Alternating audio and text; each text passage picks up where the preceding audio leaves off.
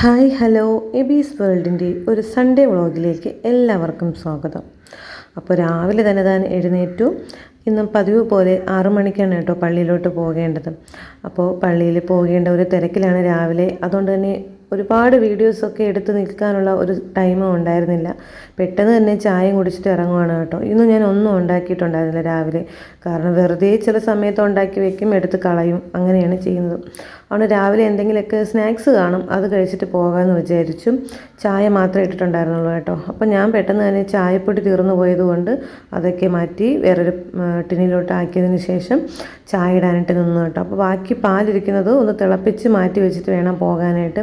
ഇല്ലെങ്കിൽ ചിലപ്പോൾ വൈകുന്നേരമൊക്കെ ആകുമ്പോഴത്തേക്കും പാല് പിരിഞ്ഞു പോകും കേട്ടോ. അത്രയ്ക്കും ചൂടല്ലേ. അപ്പോൾ നമ്മളിപ്പോൾ വാങ്ങിക്കുന്ന പാല് അന്നത്തെ ദിവസം തന്നെ വൈകുന്നേരം അധികം ഉണ്ടെങ്കിൽ അതിനെ തിളപ്പിച്ച് മാറ്റി വയ്ക്കും കേട്ടോ. ഇല്ലെങ്കിൽ പാല് ചീത്തയായി പോവും. അങ്ങനെയൊക്കെ എടുത്ത് വെച്ചു. ഞങ്ങൾ ചായയൊക്കെ ഇട്ടു. ആ സമയത്ത് ചേട്ടനും എബിയും അവരുടേതായിട്ടുള്ള തിരക്കിലായിരുന്നു കേട്ടോ പള്ളിയിൽ പോകേണ്ടത്. അപ്പം ഞാൻ ചായയൊക്കെ ഇട്ട് വരുന്ന സമയം കൊണ്ട് രണ്ടുപേരും പെട്ടെന്ന് കുളിച്ച് ഒക്കെ ഇറങ്ങി നിൽക്കണം. അപ്പോൾ അവർ ചായ കുടിക്കുന്ന സമയത്തായിരിക്കും ഞാൻ പെട്ടെന്നൊന്ന് കുളിക്കാനൊക്കെ ആയിട്ട് പോകുന്നത് കേട്ടോ. അപ്പോൾ അതാണ് ഇപ്പോൾ പതിവായിട്ട് അങ്ങനെയാണ് നമ്മൾ ചെയ്യുന്നത്. ഞാൻ രാവിലെ എഴുന്നേറ്റോടെ ഞാൻ അടുക്കളയിലോട്ട് കയറും. ഞാൻ അവിടെ നിന്ന് ഇറങ്ങുന്ന സമയത്ത് രണ്ടുപേരും കുളിച്ച് വരും, പെട്ടെന്ന് ചായ കുടിക്കും. അപ്പോൾ ഞാൻ കുളിച്ച് വരുന്ന സമയത്തേക്ക് ചായ തണുക്കും, ഞാൻ പെട്ടെന്ന് ചായയും കുടിച്ചിട്ട് പോകും. അങ്ങനെയാണ് ഞങ്ങൾ ചെയ്യുന്നത് കേട്ടോ. അപ്പോൾ അങ്ങനെ ചായയൊക്കെ ഇട്ടു. ഞങ്ങൾ 3 പേരൊക്കെ ഇട്ട് കുടിച്ചു കേട്ടോ.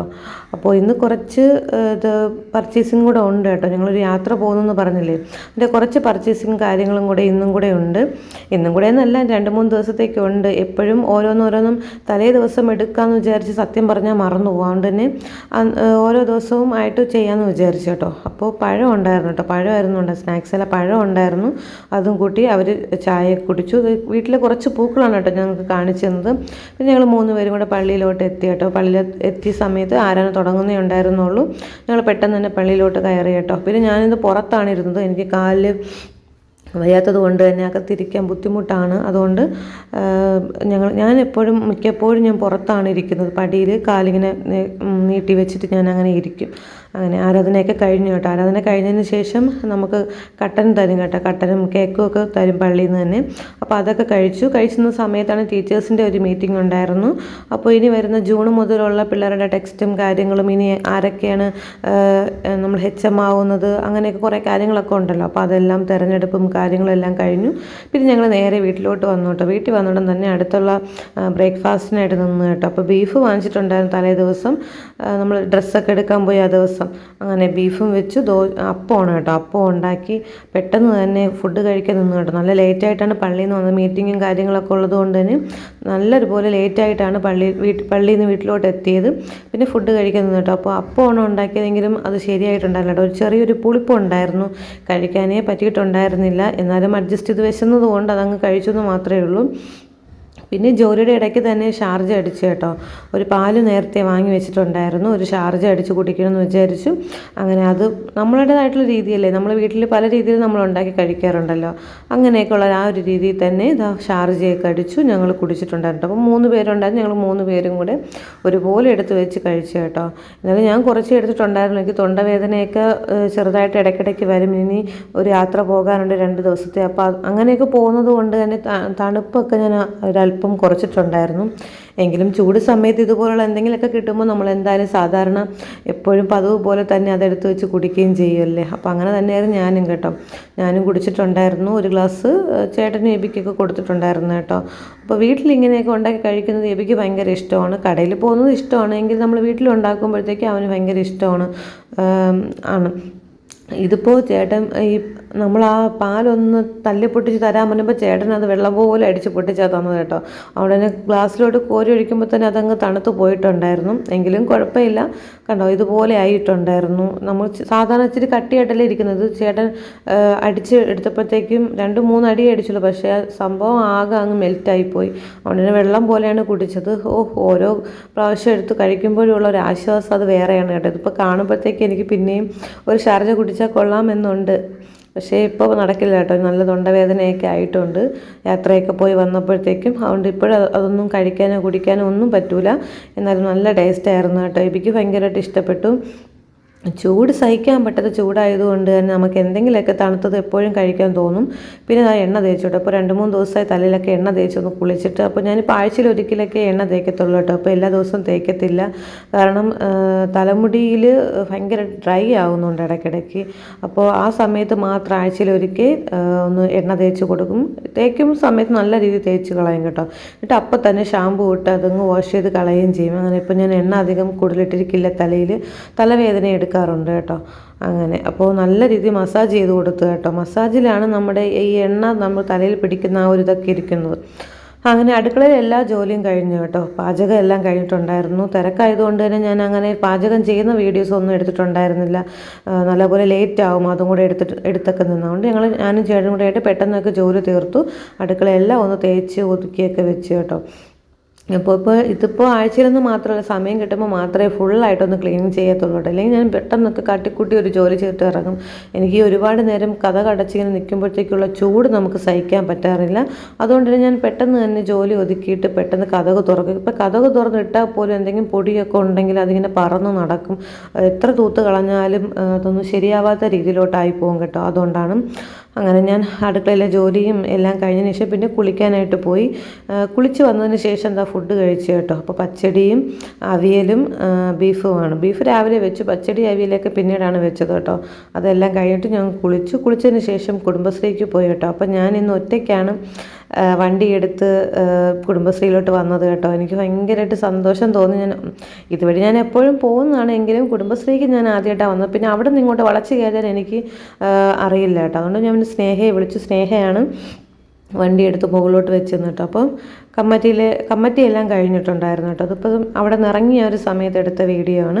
പിന്നെ വീട്ടിൽ വന്നു ചായ കുടിച്ചതിന് ശേഷം ഞങ്ങൾ വീണ്ടും പെരിങ്ങമലയിലോട്ട് പോയി കേട്ടോ. അപ്പോൾ ഞാൻ, ചേട്ടൻ എബി, സുമോ ചേട്ടൻ, ബീന, ഇത്രയും പേരും ഉണ്ടായിരുന്നു കേട്ടോ. അപ്പോൾ ഞങ്ങൾക്ക് നാളെ ഒരു ഋതുമതി ഫംഗ്ഷന് പോകാനുണ്ട് കേട്ടോ. അപ്പോൾ അതിന് വേണ്ടിയിട്ട് ഡ്രസ്സ് എടുക്കാൻ വേണ്ടിയിട്ട് വന്നതാണ് കേട്ടോ പെരിങ്ങമലയിലോട്ട്. അപ്പോൾ ഞങ്ങൾ അവിടെ നിന്ന് ഞങ്ങൾക്ക് ആവശ്യമുള്ള ഡ്രസ്സുകളെല്ലാം എടുത്തു. കൂട്ടത്തൂടെ എനിക്കും ഡ്രസ്സ് എടുത്തു കേട്ടോ. എനിക്കൊരു യാത്ര പോകാനുണ്ട്, ഞാൻ പറഞ്ഞില്ലേ, അതിന് വേണ്ടിയിട്ട് എനിക്കൊരു ഡ്രസ്സ് എടുത്തു. അപ്പോൾ ഞാനൊരു ചെറിയ ഷർട്ട് മോഡലാണ് എടുത്തത് കേട്ടോ. എനിക്ക് നല്ല ഇഷ്ടപ്പെട്ടു. സാധാരണ ഷർട്ട് പോലെയല്ല, വേറൊരു നല്ലൊരു വ്യത്യസ്ത ഒരു മോഡൽ കണ്ടതുകൊണ്ട് തന്നെ ഞാൻ അതങ്ങ് എടുത്തു കേട്ടോ.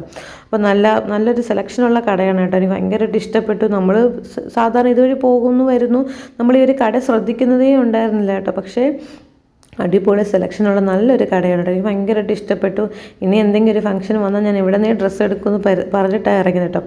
അല്ലാതെ നമ്മളിപ്പോൾ വലിയ വലിയ കടകളിൽ കയറുമ്പോൾ അതിനായിട്ടുള്ള വിലകൾ കാണും. പക്ഷേ ഇതൊരു കുഞ്ഞു കടയാണെങ്കിൽ പോലും നമ്മളുടെ ബഡ്ജറ്റിന് ഒതുങ്ങുന്ന നല്ല ഡ്രസ്സും നല്ല സെലക്ഷനും നല്ല ക്വാളിറ്റിയുള്ള ഡ്രസ്സുകളും എല്ലാം ഉണ്ടായിരുന്നു കേട്ടോ.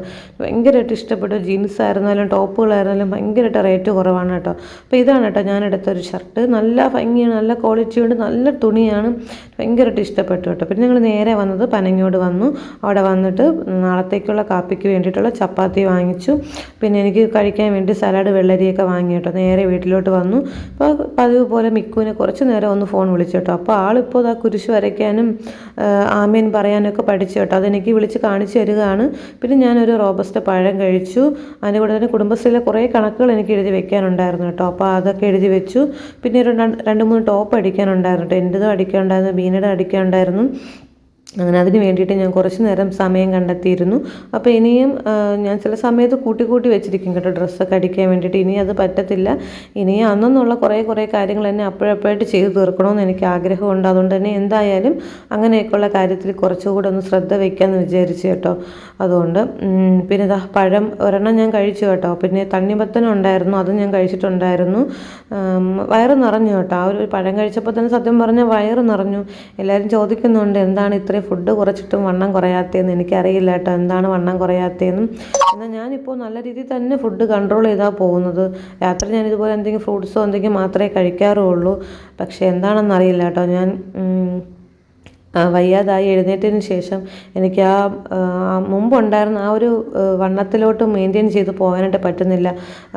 വയ്യാതായി എഴുന്നേറ്റ ആ സമയത്ത് എനിക്ക് എങ്ങനെയായിരുന്നു ഞാൻ വണ്ണം വെച്ചത് ആ ഒരു രീതി തന്നെ പോകുന്നുണ്ട്. അതിൽ അല്പം അങ്ങോട്ടും ഇങ്ങോട്ടും മാറുന്നില്ല എന്ന് പറയാൻ കാര്യം എന്ന് വെച്ചാൽ ഞാൻ മുമ്പ് ഉപയോഗിച്ചുകൊണ്ടിരുന്ന ഡ്രസ്സുകളൊക്കെ ഞാൻ കുറേ പൊളിച്ച് കേട്ടോ. എനിക്ക് അത്രയ്ക്കും ടൈറ്റാണ് കുറേ ഡ്രസ്സെല്ലാം. കുറേ നല്ല മിക്കവാറും ഡ്രസ്സുകളെല്ലാം എനിക്ക് ടൈറ്റാണ്.